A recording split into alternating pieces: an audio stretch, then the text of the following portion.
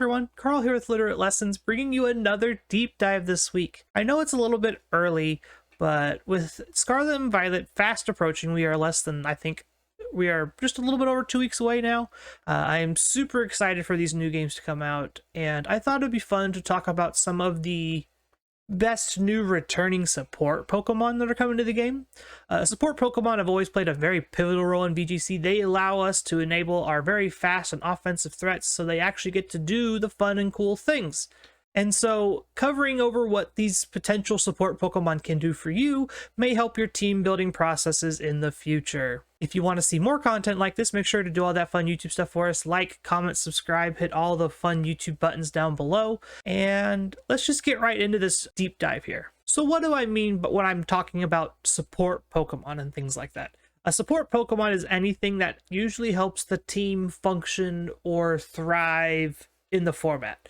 Think Grimmsnarl from way back for Sword and Shield stuff. Grimmsnarl has become a very pivotal Pokemon in that format, mainly due to the fact that it has prankster screens, it has really good speed control with both Thunder Wave and Trick Iron Ball. There's a lot that Grimmsnarl can do for teams, and it makes it a very pivotal piece on a lot of teams trying to do a certain thing or fulfill a certain role. And there's a lot of Pokemon like this in the current format. If you think about like Whimsicott's a great support Pokemon. It has access to speed control and Encore and some other unique niche moves that it has access to.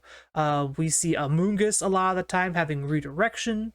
And so I thought it'd be interesting to talk about some of the less utilized or Pokemon we haven't seen in Sword and Shield. And the first one we're going to talk about is Hariyama. Hariyama is probably my number one pick for best fake out user for Scarlet and Violet, unless there is some new Pokemon that comes out and we see and it's actually useful. I think Hariyama is going to play a very important role on a lot of teams that are looking to kind of be this hyper offensive with a Trick Room option kind of thing. I expect Trick Room to be very, very strong. It's going to be real hard to stop Trick Room with the advent of Covert Cloak, being able to terrestrialize into dark or ghost types, depending on what you really need it to do. Things like Mimikyu are in the game, so that's going to be really, really hard to stop Trick Room. And I think most hyper-offensive teams having access to something like this Hariyama set here is going to be really pivotal in making sure that you still can do your job. Hariyama is really, really cool, having access to Fake Out, having a very high base HP, and decent defenses overall. The cool part is the fact that you have Guts and a 120 attack stat, so while you're also being a support Pokemon, you get to do this really cool I'm a close combat you and blow you up kind of thing too. It gives you this nice little push and pull for your support Pokemon, and I think that's going to be an important aspect going forward for VGC in Scarlet and Violet. We think about support Pokemon in Sword and Shield because we have Dynamax that whatever moves they have is whatever moves they have. They get to play that kind of same support while also having the option to Dynamax kind of role. Whereas we don't really get a whole lot of that in Scarlet and Violet. You have Terrestrialization, but you really want to save it for some strong Pokemon. And for Hariyama in particular, going back to Terra Fighting, giving yourself that really big fighting stab with Burned Guts, boosted close combat, not a lot of Pokemon are probably going to survive that. And having that in your back pocket to hit whatever is probably a really good idea. A lot of what we saw out of the BDSP format is this fake out close combat bullet punch kind of supporty set that just gets to really bully people around while also being an essential Trick Room answer for these hyper offensive teams. Speaking of hyper offensive, let's talk Talonflame. Talonflame got introduced in Sword and Shield through the Isle of Armor DLC and kind of had a nice little stint there in Series 6. We saw it a little bit in Series 12 on some teams, but it really never took off. A lot of that part of it is the ability Gale Wings kind of got nerfed, and it isn't as strong. But the other big thing is just like it's a Talonflame. It's not doing a whole lot damage-wise, especially in the format with Urshifu and Regieleki and all these big, powerful legendaries. It's not that great. However, in limited dex formats or regional dex formats like we're going to have in Scarlet and Violet, it's a lot better. Having access to priority Gale Wings boosted Tailwind is really good. Will-O-Wisp is really, really strong. You have access to Quick Guard to stop Fake Out. You have both access to both physical fire moves and special fire moves. You also have access to physical and special flying moves depending on the team. It's okay as a physical attacker. We saw a lot as a special attacker in Sword and Shield, and I think it'll probably stay that way going into Scarlet and Violet. We'll have to see and explore with this Pokemon a little bit more. But this set I think is really, really cool. Having access to Quick Guard means that you don't have to worry about any fake out or priority moves in general. I think Scarlet and Violet's doing a very good job of kind of countering the fake out meta with items like Covert Cloak, things like for Rigoraf's armor ability or battle, whatever the priority blocker is. Serena was another Pokemon in that kind of direction of stopping priority moves. And so I think having access to stopping that kind of thing is going to be good for teams going forward. Sticking with the fire-type Pokemon theme, we're going to talk about Volcarona a little bit. Volcarona is another Pokemon that was introduced, I believe, through the Isle of Armor DLC, and kind of got the short end of the stick when it comes to just like redirection users, mainly due to the fact that Amoonguss was just introduced in that DLC too. We already had Togekiss and Indeedee, so Follow Me was a very, very powerful option. I think Volcarona is poised to make a really good comeback for this, as we saw it a lot in Series 10 outside in those non-Dynamax formats.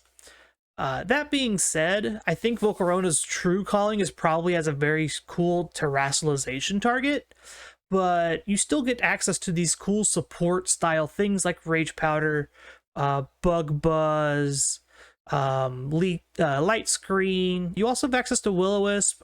You're a Flame Body Pokemon. There's a lot that Volcarona can do well.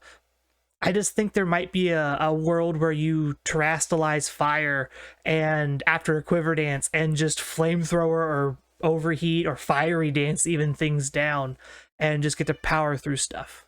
Speaking of redirection, Pachirisu is on this list because Follow Me is a very strong redirection tool, and the fact that anything can terrestrialize into grass type to ignore your Rage Powder or just carry safety goggles means that Follow Me has a higher premium when it comes to support moves and stuff. Now that being said, I don't think redirection is going to be as pivotal in Scarlet and Violet as it was in Sword and Shield. There'll be a lot more spread moves in Scarlet and Violet. We saw that a lot in the BDSP format, where you would see things like Discquake pop up a lot, Earthquake, Rock Slide, very, very common moves, whereas in Sword and Shield, you had those big Dynamax moves. You wanted to pull those away from your carries and things like that, and that's why Follow Me was so good. Pachirisu still has a lot going for it on top of that. You have access to really good speed control in either Nuzzle or Electroweb. You have access to Volt Switch to kind of get out of there and kind of be this annoying pivot Pokemon. There's moves like Super Fang, which are really, really cool because they immediately do half damage. And with Dynamax not being around, that is actually going to be half HP. No longer is it dealing just a quarter or whatever. And it's really, really cool. Pachirisu also gets access to like Baby Doll Eyes and Charm, Fake Tears, Flatter. There's a lot that this Pokemon can do in terms of support, while also being fairly fast for the speed tiers that we currently have anyway. Base 95 is still really good. It's not like Raichu fast, but Raichu also doesn't get Follow Me for now. But anywho, I think Pachirisu is going to be a great option. You could give it this air balloon. You could give it Focus Sash. There's a lot of free items you can give on Pachirisu. If you have a real big electric weakness, I think this thing is going to be great on your team as a support Pokemon. I mentioned Grimmsnarl at the very top of the show, and I know in the power rankings I talked about how it's probably not as good as it is in Sword and Shield, and that still stands true at this point. But Grimmsnarl is a great example of how a good support Pokemon can pivot and thrive in a new format. Grimmsnarl hasn't been 100% confirmed yet, but we're 99% sure it's in the game because its counterpart Hatterene is in the game. And so far they haven't split up the version exclusive pairs, which Grimmsnarl and Hatterene are. That being said, a lot of what Grimmsnarl is going to be doing is now more speed control focused rather than kind of screens. Depending on how the format plays out, you could see screens Grimmsnarl make an appearance again. But I think Grimmsnarl is going to probably start to pivot to this more fake out speed control kind of Pokemon. A lot of people forget that Grimmsnarl does get fake out. It's just you never had the move slots to play it because you were playing Spirit Break, screens, and speed control. Well, now that you're not really playing screens at all and you're like trick iron balling things, fake out's going to be a very good option to have on your Grimmsnarl going forward. Your Spirit Break moves are very good support move. Being able to drop special attack is still really good. You could also play Sucker Punch in this slot. I think it'd be fine. You could be full support in that way and kind of just lean into your potential Terra Dark type and do base 120 damage Sucker Punches. That is something you can get away with. But overall, if Grimmsnarl's to survive and kind of thrive in this format, I think we're going to have to go back to the drawing board. Screens Grimmsnarl's going to have to go away, and we'll probably see some more unique sets coming out of Grimmsnarl in the future. Before we go, I want to honorable mention any Trick Room user in the game. I think Trick Room is going to probably be one of the strongest options you see going forward into Scarlet and Violet, since they have essentially created this perfect storm of ways to stop priority fake out and priority interaction with your Pokemon, on top of giving us things like Mimikyu and Oblivious and Slowbro and things like that. So I would like to caveat here to say every Trick Room Pokemon is going to be good and viable in some way. It's just going to be harder to build teams around some of them compared to others. If I could list specific Trick Room Pokemon without giving away too much spoiler info, Slowbro and Slowking are high on my list right now. I think Mimikyu is another one that's really high on my list as potential like really good Trick Room support Pokemon. So definitely if I wanted to talk about those, I really did, but I feel like I would have spent 30 minutes talking about the potential Trick Room Pokemon and not focusing on what we have on screen here instead. That's all I got this week. If you want to see more deep dives and other things like that, let me know down below. Give me more topics to talk about, things you're interested in. I'm super excited about this game, but I kind of don't really have a direction right now with the games not being out and in my hands, obviously. But again, if you like what you see, make sure to interact with the video down below, like, comment, subscribe, all that great stuff, and we will see you all next week for another deep dive. Bye, everyone.